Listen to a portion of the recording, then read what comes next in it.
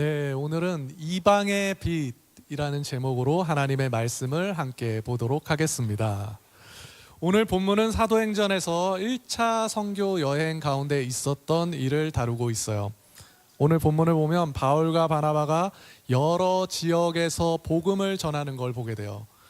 그동안 바울과 바나바는 수리아 안디옥을 떠나서 구브로 섬을 지나서 비시디아 안디옥이라는 내륙 지역으로 들어왔습니다. 그리고 오늘 본문에서는 비시디아 안디옥에서 더 내륙 지방이라 할 수 있는 이고니온이라는 지역으로 들어가요. 이 이고니온이라는 지역이 우리 보통 이제 터키죠. 튀르키에 보면은 이렇게 터번 같은 거 긴뿔 풀고 이렇게 치마를 입고 남성분들이 빙글빙글 돈 그런 춤을 추는 곳. 그곳이 유래된 곳이 이 이고니온이라는 지역이에요. 지금 코냐라고 그러더라고요. 그런데 그곳에서 복음을 전한 뒤에는 거기서 더 들어가서 루스드라와 더베라는 곳으로 옮겨가는 것을 오늘 본문은 보여주고 있어요. 이게 뭐죠? 한국으로 따지면 복음이 한국에만 머무는 것이 아니라 일본과 같은 섬나라를 지나 중국을 지나 베트남을 지나 캄보디아로 이렇게 계속해서 복음을 전하면서 진행하는 거예요. 이 말은 바울의 선교 여행은 여러 지역을 대상으로 복음을 전하는 그러한 여행이었다는 거죠. 복음이 필요한 곳이라면 모든 지역에 복음을 지금 전파하는 거예요. 왜 전파하죠? 이것이 하나님의 명령이기 때문에 전파하는 거예요. 이것을 뭐라고 그러죠? 네 글자로 대위임령, The Great Commission이라고 하죠. 이 위대한 선교 명령은 단순한 교세 확장의 그러한 명령이 아니에요. 말 그대로 하나님의 일이 우리에게 위임된 것입니다. 예수님의 구원이 우리를 통해 나타나는 거예요. 예수님의 빛 되심이 우리를 통해 밝혀지는 거죠. 그래서 오늘 본문 47절에 보면 이 복음의 부르심을 가리켜서 뭐라고 하죠? 47절에 오늘 제목 이방의 빛, 이방의 빛이라고 말씀합니다. 우리 47절 한번 읽어봅시다. 시작. 주께서 이같이 우리에게 명하시되 내가 너를 이방의 빛으로 삼아 너로 땅끝까지 구원하게 하리라 하셨느니라 하니. 아멘. 사랑하는 여러분, 우리를 통해서도 이 복음의 빛이 밝혀지는 것입니다. 어떻게 밝혀지나요? 우리를 통해서? 우리의 복음 전파를 통해서 밝혀지는 거예요. 지난 7주년 예배가 있었죠. 그때 많은 사람들을 초대했어요. 신앙이 있으신 분들도 있었지만 신앙이 없으신 분들도 우리가 많이 초대했어요. 그래서 믿지 않는 사람들이 이곳에서 복음을 들었죠. 바로 이것이 복음의 빛이 밝혀지는 거예요. 이번에 우리 또 여름 성경학교가 있었습니다. 이를 통해 믿지 않는 많은 사람들이 복음을 접할 기회가 있었어요. 바로 이것이 복음의 빛이 밝혀지는 거예요. 이러한 여러 행사는 복음의 빛을 밝히기 위한 우리에게 전략적인 기회가 돼요. 하지만 이 모든 일이 그냥 일어나지 않죠. 우리가 오랜 시간 서로의 가족들, 서로의 지인들을 위해 기도해 왔어요. 행사를 준비하는 과정에서도 준비하는 강사님까지 함께 기도해 주셨습니다. 교회에서 각자 처소에서 일을 위해서 우리가 다 함께 기도했단 말이에요. 참석을 할 수 있던 못하던 말이죠. 따라서 이 복음의 빛은 어떻게 밝혀진 거예요? 무엇을 통해서? 우리의 기도를 통해서 밝혀졌던 거예요. 지난 7주년 예배를 통해서 집사님 한 분이 어머니를 초대했어요. 그래서 그 어머니께서 난생 처음 예배에 참석했어요. 예배를 통해 복음을 듣고 예배 후에 이런 고백을 하셨다고 합니다. 잘은 모르겠는데 확실히 알겠는 것은 하나님께서 나를 정말 사랑하시는구나. 그 하나를 아셨대요. 그리고 그 이후에 어떻게 됐을까요? 이곳에 안 계세요. 댁이 머셔서. 그래서 집 앞에 근처에 교회를 나가고 계신대요. 이번에 병원에 입원을 하셨는데 성경책을 굳이 들고 입원을 하시더래요. 그런 역사가 있었습니다. 이것이 뭐예요? 복음의 빛이 밝혀지고 있는 거라는 거예요. 어떻게 이 복음의 빛이 밝혀졌습니까? 우리의 기도를 통해, 우리의 전도를 통해 이 복음의 빛이 밝혀지는 거예요. 하나님께서 바로 이 위대한 일을 위해서 우리를 이 빛나는 자리, 빛나지 않습니까? 빛나는 자리로 부르신 줄로 믿습니다. 아멘. 우리 서로 축복합시다. 하나님께서 우리를 부르셨습니다. 하나님께서 당신을 빛으로 부르셨습니다. 자, 그러면 하나님께서 어떻게 우리를 복음의 빛으로 세워 가실까요? 하나님께서는 아주 놀라운 방법, 부흥을 통해 우리를 복음의 빛으로 세워 가세요. 오늘 본문을 한번 봅시다. 오늘 본문을 보면 사도 바울은 전도 여행을 하고 있어요. 그 가운데 비시디아 안디옥에서 복음을 전했죠. 그래서 큰 호응을 얻고 어떤 요청을 받아요? 다음 주에도 함께 해달라는 요청을 받게 돼요. 이게 뭡니까? 예를 들어 볼게요. 우리 어린이학교에 유명한 강사님을 불렀어요. 모셨어요. 그런데 말씀이 너무나 은혜로워요. 말씀이 그냥 하나님의 말씀 같아. 한마디 한마디가 너무나 은혜가 되는 거예요. 그래서 다음 주에도 한 번 더 와주세요. 이렇게 간청하는 상황을 지금 사도 바울도 경험하고 있다는 거예요. 마치 이 사도 바울의 설교는 이와 같았다는 거죠. 그 말씀 자체가 정말 하나님의 말씀 같았다는 거예요. 그래서 많은 사람들로 하여금 호응을 얻고 이 온 도시에 지금 이 소문이 쫙 퍼진 겁니다. 사랑하는 여러분, 이러한 차원에서 설교자가 참 중요해요. 그렇죠? 설교자는 하나님의 말씀을 전해야 하기 때문에 설교자가 매우 중요한 거예요. 하지만 설교자만큼 중요한 사람들이 있어요. 그게 누굴까요? 맞습니다. 말씀을 듣는 회중들이 중요해요. 설교학에서 설교를 이루는 5가지 구성 요소가 있다고 말합니다. 성경을 중심으로 하나님과 세상이 있다고 말해요. 그럼 벌써 3개잖아요. 그리고 성경을 중심으로 누가 있을까요? 설교자와 회중이 있는 거예요. 이게 설교의 5가지 요소입니다. 오늘 본문 가운데 설교자와 청중이 있어요. 그러면 이 둘 사이에 무슨 일이 있습니까? 본문을 보죠. 사도 바울이 설교자가 설교를 해요. 그리고 그 다음 주 설교를 부탁받았어요. 그리고 그 다음 주가 됐죠. 그곳에 무슨 일이 있죠? 본문 44절에서 45절 44절에서 45절 한번 읽어봅시다. 함께 읽습니다. 그 다음 안식일에는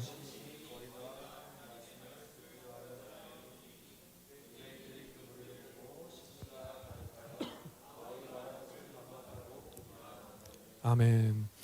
큰 호응 속에서 그 다음 주가 됐죠. 그런데 그곳에 하나님의 말씀을 듣고자 하는 사람들이 모인 거예요. 성경은 그 사람들이 어떤 사람들이었다고 하죠? 온 시민, 온 시민이라고 해요. 사도 바울의 설교로 인해서 지금 온 도시에 소문이 나고 온 시민이 거의 다 모일 만큼 큰 부흥이 있었다는 거예요. 그 전주에 회당에 있었던 사람은 누구죠?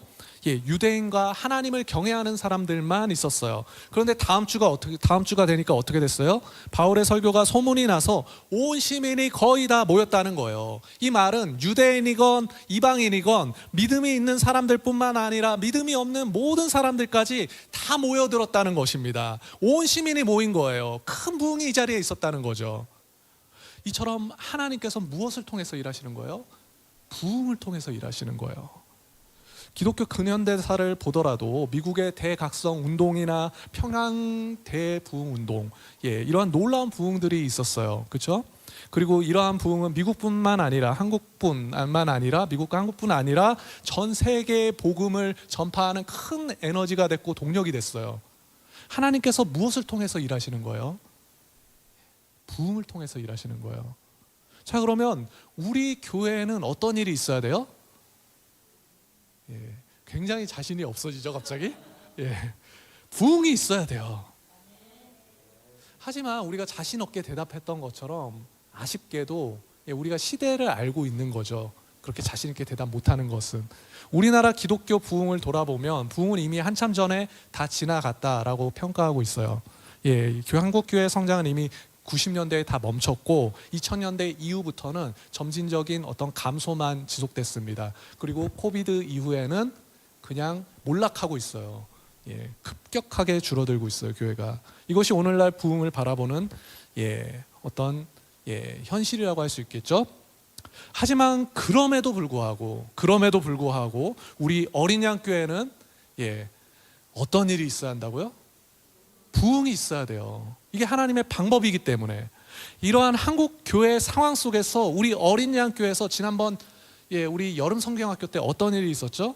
믿음이 없는 학생들과 학부모가 대거 참여했어요. 사실 우리 교회 규모에서는 감당이 안 되는 인원이었죠. 그렇죠?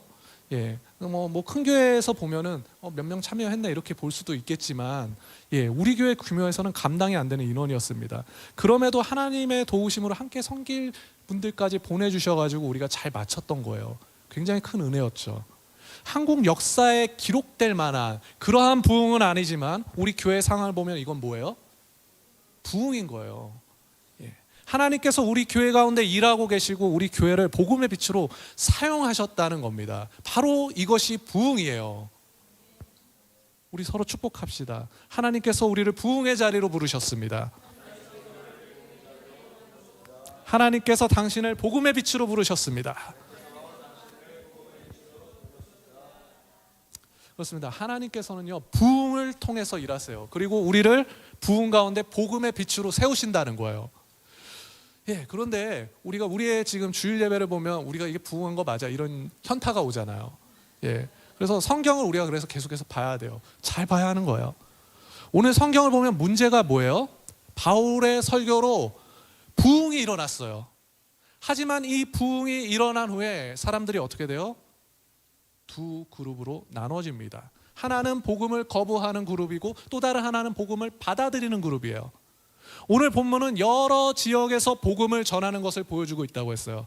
비시디아 안디옥에서 유대인들은 바울을 시기하여 바울이 말한 것을 반박하고 비방해요. 하지만 이방인들은 어땠어요? 하나님의 말씀을 찬송하고 믿음을 가져요. 복음이 전파되고 부흥이 일어나자 사람들은 지금 두 그룹으로 나뉘었다는 거예요. 이후에 이고니온에서도 마찬가지입니다. 유대인들은 이방인들을 선동하여 악감정을 품게 하죠. 그래서 어떻게 돼요? 사람들은 두 무리가 나뉘었어요. 두 무리로 나뉘었어요. 우리 본문 14장 3절에서 4절 한번 봅시다. 14장 3절에서 4절 함께 읽어봅시다. 두 사도가 오래 있어 주를 힘입어 담대히 말하니 주께서 그들의 손으로 표적과 기사를 행하게 하여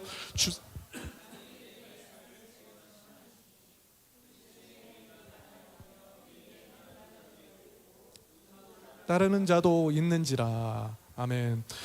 부흥이 있어도 표적과 기사가 나타나도 결국 사람들은 어떻게 돼요? 두 그룹으로 나뉘어지더라는 거예요. 이게 뭡니까? 부흥이 일어나도 사람들의 죄성은 나타난다는 거예요. 복음을 거절하는 죄성. 그런데 오늘은요, 이 죄성에 대해서 묵상하는 것 말고 좀 다른 방법을, 하나님의 방법의 차원에서 이 부흥이라는 걸 좀 잘 조명해 보면 좋을 것 같아요. 부흥이 있어도 지금 사람들은 나누어지는 거예요. 하지만 이를 하나님의 입장에서 생각해 보면 무엇이에요? 부흥은 하나님의 방법이에요. 무슨 방법이죠? 사람들을 모으게 하는 방법이에요. 왜죠? 누구나 차별 없이 복음이 전해질 수 있도록 하시는 거죠. 이러한 차원에서 사람을 모으는 하나님의 방법이 부흥이라는 겁니다. 그런데 이렇게 사람들이 모였을 때 사람들이 나누어져요. 예, 이 말은 그 부흥의 현장에 있었다고 모두가 복음에 반응하는 것이 아니라는 거죠. 표적과 기사와 능력을 경험했다고 그 사람이 더 큰 믿음을 갖거나 혹은 반드시 믿음이 생기라는 법이 없다는 겁니다. 도리어 부흥을 경험했어도 복음을 거부하거나 표적을 경험했어도 복음을 방해하거나 능력을 경험했어도 복음을 대적하는 자가 나타날 수 있다는 거예요. 우리의 삶에서 그것을 많이 경험하지 않습니까? 우리가 열심히 기도해서 기도 응답을 받아서 그 사람이 병을 나았는데 교회를 왼수처럼 여겨요. 뭐 그런 경우가 정말 많죠. 또 부흥은 어때요? 부흥은 제가 청년 시절에 교회를 잠깐 이렇게 떠났던 적이 있었어요. 고등학교 때 떠났다가 청년 때 들어왔는데 청년부가 처음에 이렇게 얼핏 볼 때는 한 100여 명 정도 공동체였는데 제가 몇 년 떠나 있다가 교회 와 보니까 교회가 500명 규모가 되어 있더라고요. 그런데 또 어느 순간 보니까 몇 년 또 지나 보니까 이 교회가 다시 100명 아니 그냥 100명 정도로 줄어들어져 있는 거예요. 그리고 또 몇 년 지나 보니까 300명 정도로 늘어나 있어요. 언제든 사람들은 줄어들 수 있고 많아질 수도 있다는 거예요. 이 말은 사람들은 언제든 부흥할 수 있다는 거예요. 그럼 중요한 게 뭘까요? 이 부흥 가운데 누가 남을지가 중요한 거예요. 이 표적과 능력을 경험한 사람들 중에 누가 남을 수 있을까요? 누가 남을 수 있냐면 그 중심에 하나님의 말씀에 대한 이 복음에 대한 참된 기대, 바른 기대를 가진 사람들만 남는 거예요. 오늘 성경은 이 부흥이 왜 일어났는지를 잘 보여줍니다. 오늘 본문 13장 44절을 한번 봅시다. 44절 함께 읽어봅시다. 시작. 그 다음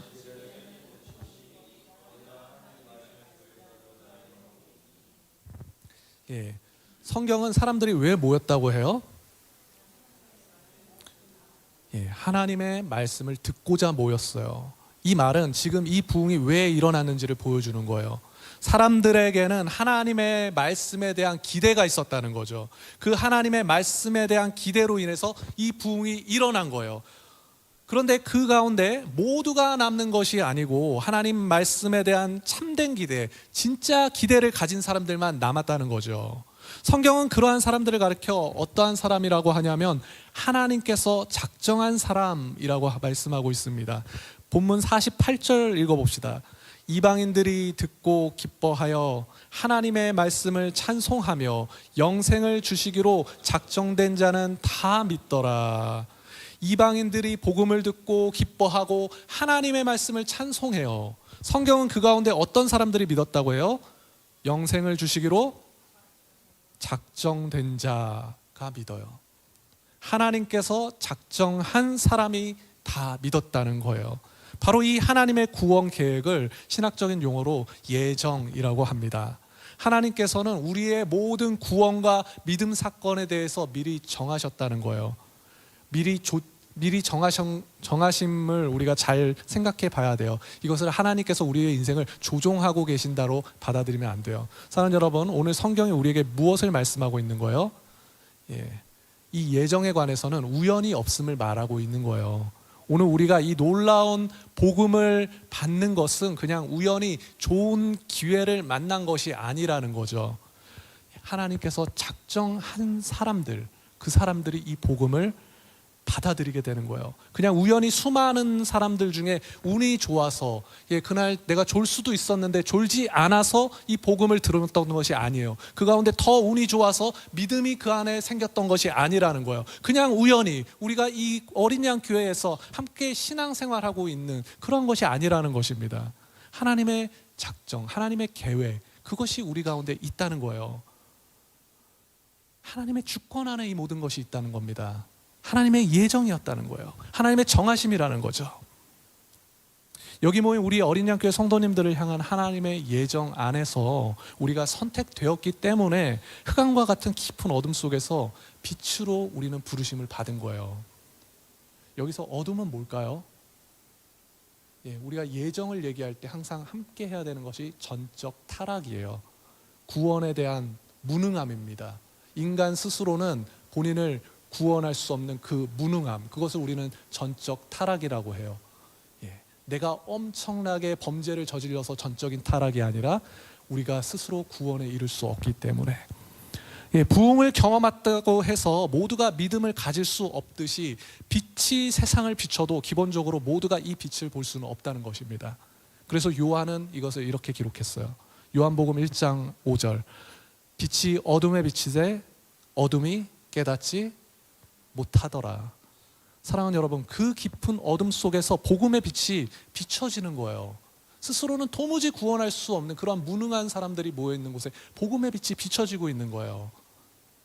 이 복음의 빛은 어떤 빛입니까? 어둠 가운데서 구원으로 인도하는 빛. 누가 이 빛을 비추세요?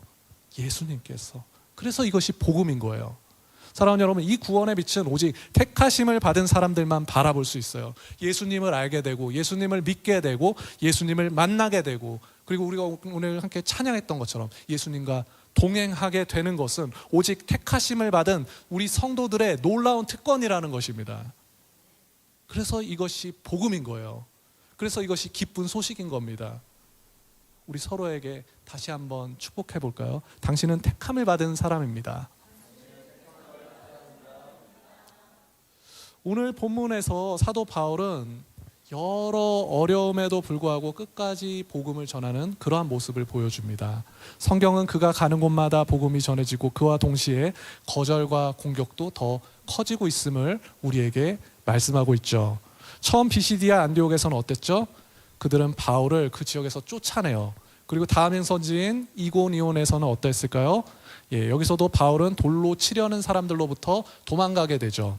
사랑하는 여러분, 우리도 복음을 전하다 보면 이번에 뭐 여름 성경 학교나 우리 7주년 했던 것처럼 좋은 반응이나 큰 호응을 얻는 일도 있어요. 하지만 복음을 전할 때 복음을 하루아침에 이 복음을 받아들이는 사람은 거의 없어요. 오늘 복음을 거절하거나 오히려 복음을 거절하거나 방해하거나 대적하는 일들이 대부분이라는 겁니다. 우리 한국과 같이 복음이 많이 전해진 지역에서는 기독교의 선입견이 있기 때문에 어쩌면 더 우리가 많이 이러한 경험들을 하게 되는 것 같아요. 그럼에도 여전히 복음이 필요한 곳이 있고, 그렇게 우리도 바울처럼 여전히 복음을 전하게 되는데, 그러할 때 우리 또한 이러한 방해와 공격을 사실상 직면하게 되죠. 가족들로부터, 지인들로부터, 그리고 이웃으로부터 말이죠. 자, 그러면 우리는 어떻게 이러한 문제를 해결할 수 있을까요?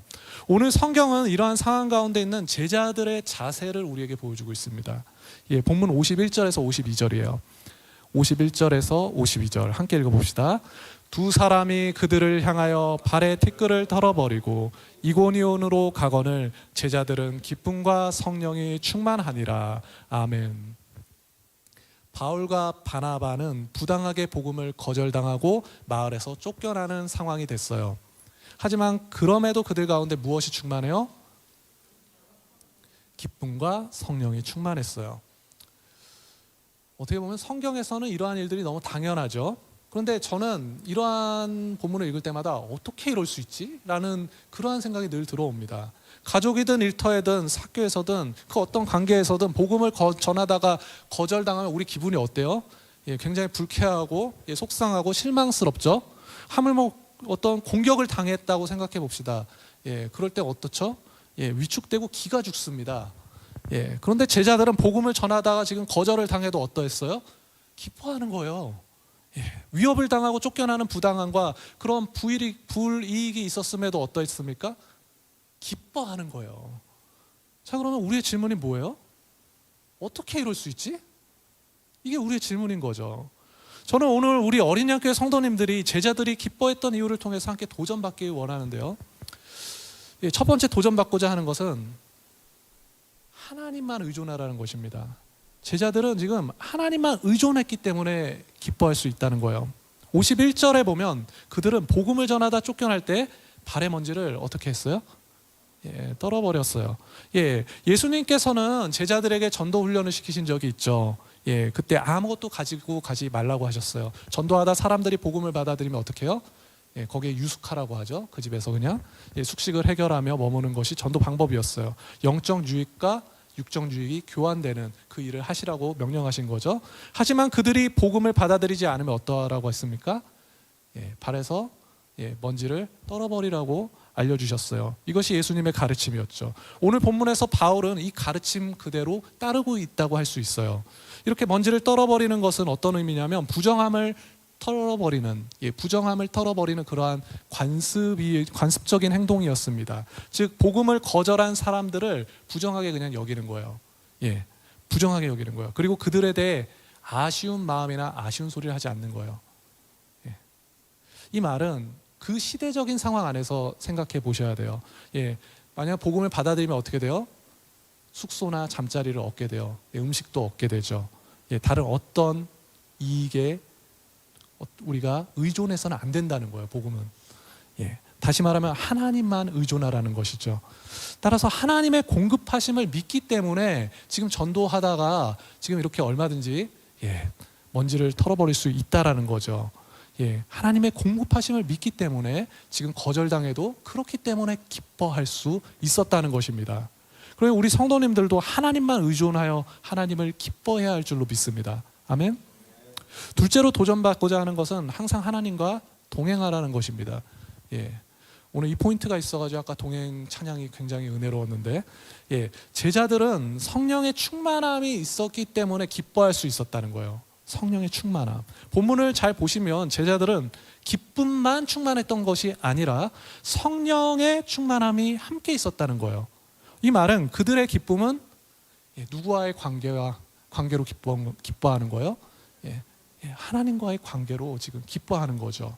단순히 전도했기 때문에, 어떤 목적한 사역을 잘 마쳤기 때문에 갖게 되는 어떤 목적 의식에서 기뻐하는 것이 아니라 하나님과의 그 관계 안에서 하나님의 일을 감당하고 있기 때문에 기뻐했다는 것입니다.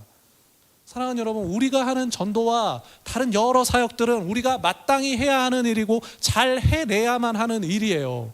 하지만 그 모든 일은 누구와 함께 해야 하는 일이에요? 하나님과 함께 해야 하는 일이에요.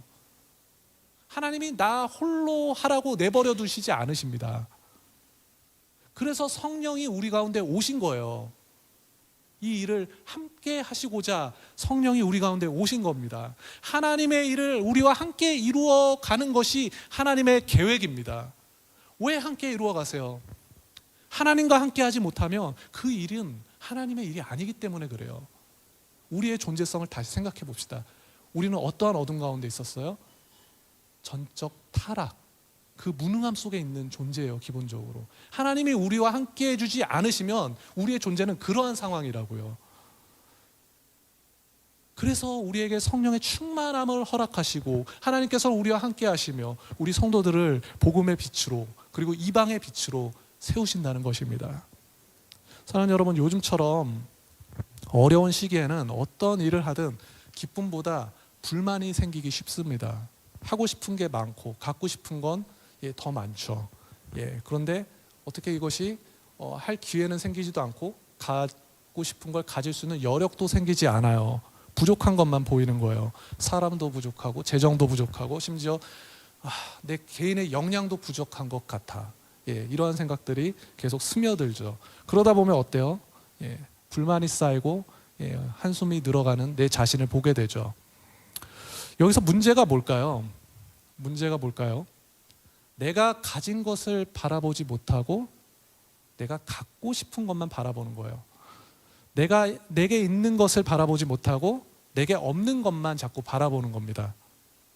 인간의 욕망과 두려움이, 그러한 인간의 욕망과 두려움이라는 죄성이 우리의 어두운 영혼 가운데서 끊임없이 교차하면서 우리를 자극하는 거죠.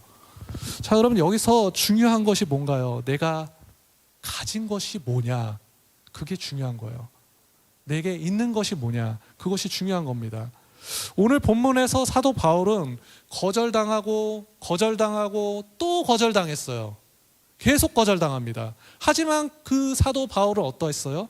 사람들의 호응이나 어떤 사람들의 인정이나 어떤 사람들의 어떤 주는 헌금이나 그들의 돌봄으로 기뻐하지 않았어요. 그는 오직 하나님과 동행함으로 기뻐했다는 것입니다.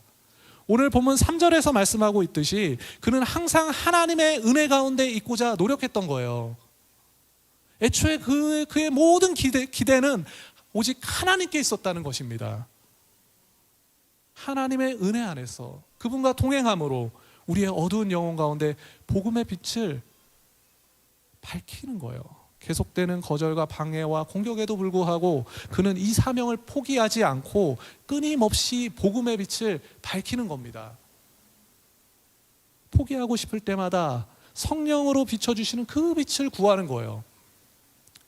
그리하여 우리 앞에 깜깜한 어둠이 펼쳐져 있을지라도 당장 오늘 저녁, 당장 내일, 당장 이번 주의 앞에 우리의 앞날은 깜깜할지라도 이 복음의 빛을 들고 계속해서 앞으로 나아가는 겁니다. 그러니 우리 성도님들도 요즘처럼 어려운 상황일수록 하나님의 은혜를 구하시고 그분의 은혜 안에 머물며 오직 하나님 안에서만 기뻐하시길 축원합니다. 아멘. 우리 서로 도전합시다. 하나님의 은혜를 구합시다. 하나님과 동행합시다. 하나님을 기뻐합시다. 말씀을 맺겠습니다. 사랑하는 어린이학교 성도 여러분, 하나님께서 우리를 빛의 자녀로 부르셨습니다. 온 세상에 복음을 전하는 이방의 빛으로 부르신 거예요. 우리를 향하신 하나님의 계획이고 그분의 선택이며 그분의 부르심입니다. 그러니 우리 성도님들은 이번 한 주를 살아가실 때에도 그분의 은혜 안에서 그분과 동행하시며 항상 기뻐하시길 우리 주님의 이름으로 축원드립니다. 아멘.